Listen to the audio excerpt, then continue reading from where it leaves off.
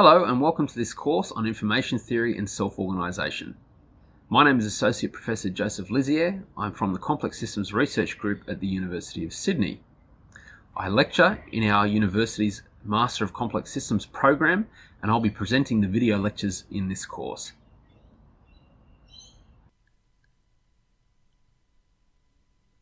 In this first video lecture, I'll talk about why we're interested in using information theory to study complex systems and self-organisation in the first place. I'll walk you through the learning outcomes for the course and provide an overview for the material that we will cover. So let's start from the start and think about the type of complex systems that we're going to study and what makes them interesting. Complex systems is the study of self-organisation, emergence, and collective behaviour. We try to understand systems that are composed of many simple elements and how those elements interact locally in order to produce non-trivial, emergent, collective behaviour at the global scale. In particular, we are very interested in characterising the self-organisation produced from these interactions and the spatio-temporal patterns of complexity that produces. Classic examples of complex systems shown here include the way billions of neurons interact in the brain to create consciousness, the way that fireflies can interact over large distances to synchronize their flashing, and the way that ants can construct large coherent trails to forage food from sources back to their nest. Discussions of information underpin the way we describe the dynamics in all of these systems, and in particular descriptions of the interactions between components of the systems. For example, it's obvious that the brain processes information. It needs to take information in from stimuli in the environment. It needs to store that information. It needs to transfer that information across the brain and combine multiple types of information, for example, both auditory and visual information, in order to make non-trivial decisions. We can characterize fireflies by describing how much information they share regarding their global state of flashing or not. We can characterize ant foraging by describing how the ant trails store information regarding and encode the directions to food sources. Depending on your perspective, you may be more or less comfortable in dealing with the abstract canonical complex systems known as cellular automata and talking about the encoding of information in the states of the cells there. In schools of fish, we refer to information transfer across the school as it reacts to an incoming predator. In what is known as the Trafalgar effect, fish closest to the predator react first, darting away from it, which sends an implicit signal to the closest fish to them, who react and turn in a similar fashion, which then has an effect on their own neighbours, and so on until we have a cascading wave of information about the predator sweep across the school, and the school as a whole turns away.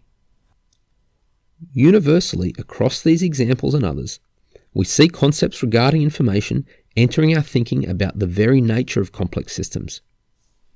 For starters, complex systems are often described as exhibiting both ordered and seemingly random behaviour in an interplay with each other that is perceived as being evolutionarily useful. In the schooling fish we see here, for example, we observe both very ordered behaviour when the flock moves as one, as well as seemingly random events where, for example, individuals go off to explore new stimuli before perhaps rejoining the school later or recruiting more of the school to exploit what they've found. When we talk about ordered behaviour or ordered systems more generally, we mean those which exhibit less uncertainty or require less information to predict them.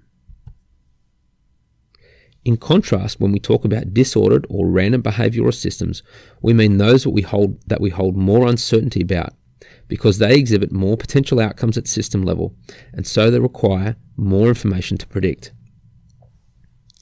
In an extension of this concept, you may have previously seen or heard it said that lower probability states of a system are more surprising than higher probability states, which makes sense, with the inference from this being that they carry more information or conversely require more information to predict.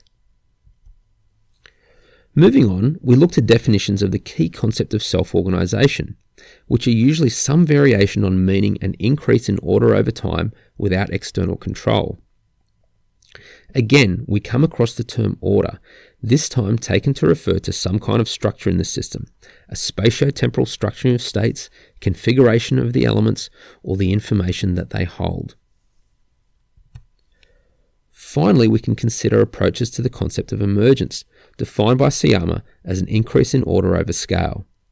Again, we meet the term order, referring to a spatio-temporal structuring of states or information. The point I wish to make here is that concepts of information, how it is structured and manipulated, permeate the way that we think about concepts of complexity and self-organization.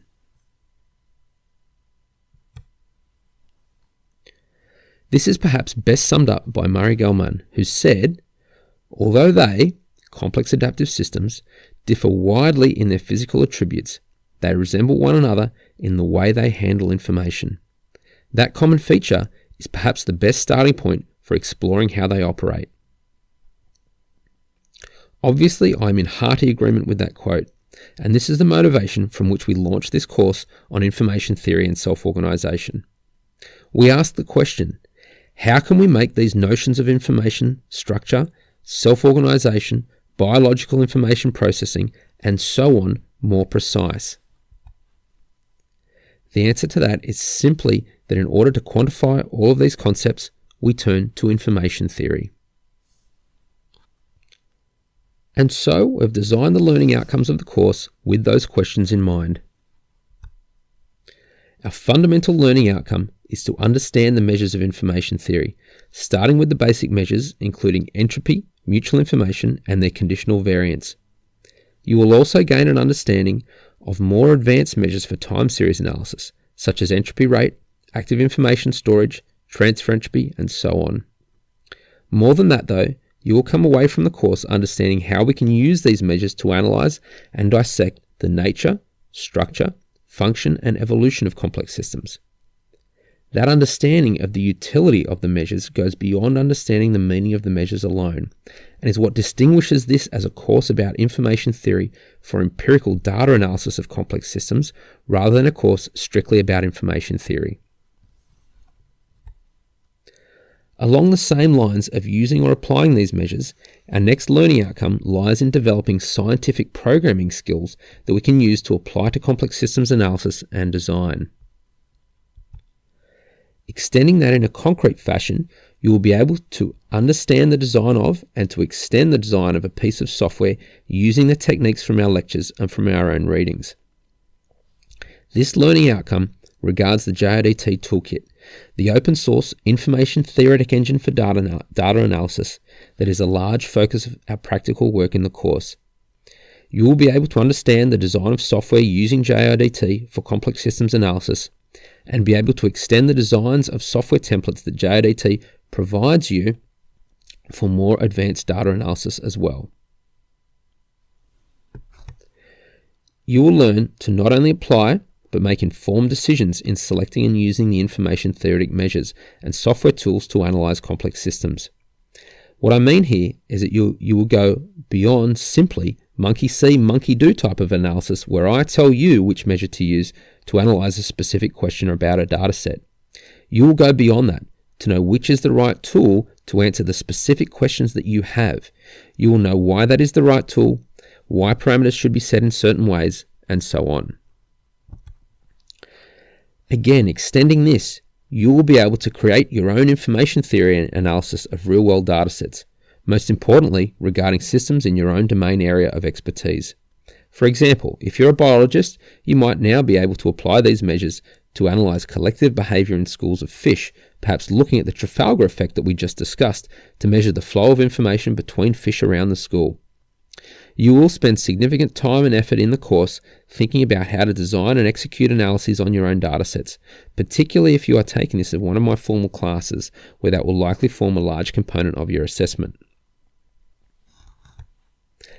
Arguably, most important is the final learning outcome. You will develop the capacity to critically evaluate investigations of self-organization and relationships and complex systems using information theory.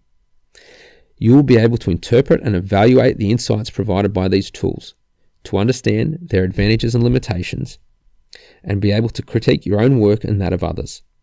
Again, this means not just understanding how to perform such analyses, but understanding what is the right way to do it.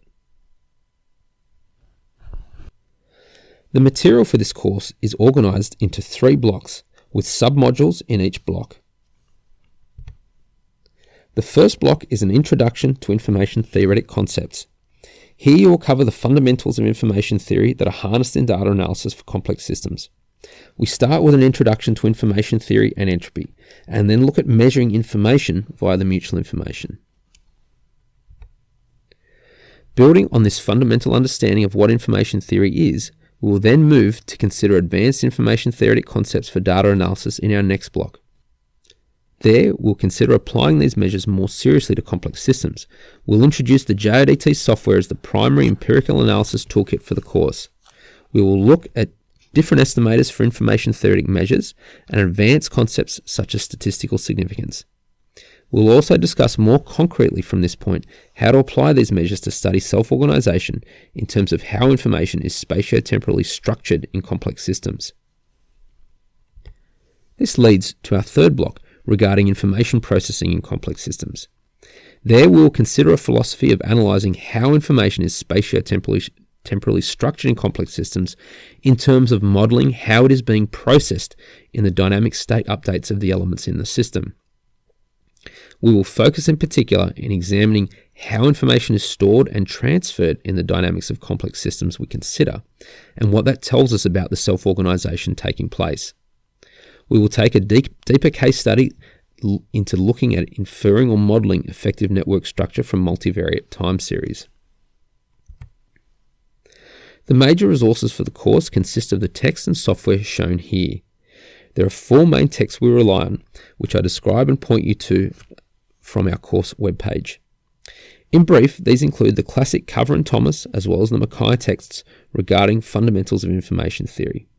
The latter 2 sources, the Bossamai book which I co-authored, and the paper on my JIDT software, are used for relating information theoretic analysis to complex systems and the contemporary measures of information processing that we will use. Then, as I've mentioned, the other major resource is my own JIDT software for information theoretic analysis, which you will learn to use practically, in step with the lessons in information theory throughout the course. That is intended to be a major practical takeaway skill for you from the course. If you are watching these video lectures as part of my formal classes, obviously there will be a set of assessments to go with these lectures and activities, which help to achieve as well as to test the learning outcomes. You will receive information on these assessments formally via the usual systems. Finally, let me emphasize the goal of the course on empirical data analysis of complex systems using information theory. This course is heavily influenced by my own context and perspectives on that goal. There are many other perspectives that could be taken here on any or all of the parts of that, and others will take different perspectives. This means that I've necessarily left various pieces out that others may wish to include here because of our focus on empirical analysis as well as my perspectives. This includes much of the traditional uses of information theory in telecommunications and coding because they're just not in scope for us here. For example, we don't mention channel capacity or signal-to-noise ratios in the course at all. Other key uses of information theory in complex systems are also not mentioned, such as maximum entropy methods, the information bottleneck approach, looking at sensor actuator loops, or phase transitions in complex systems. Again, this is primarily because they don't fit our scope of empirical data analysis here. You will be well equipped to read further about those concepts, though, after you have completed this course. For now, though, that's all I have to say for our overview. I hope you are excited to begin now. Our first module will be an introduction to information theory and entropy.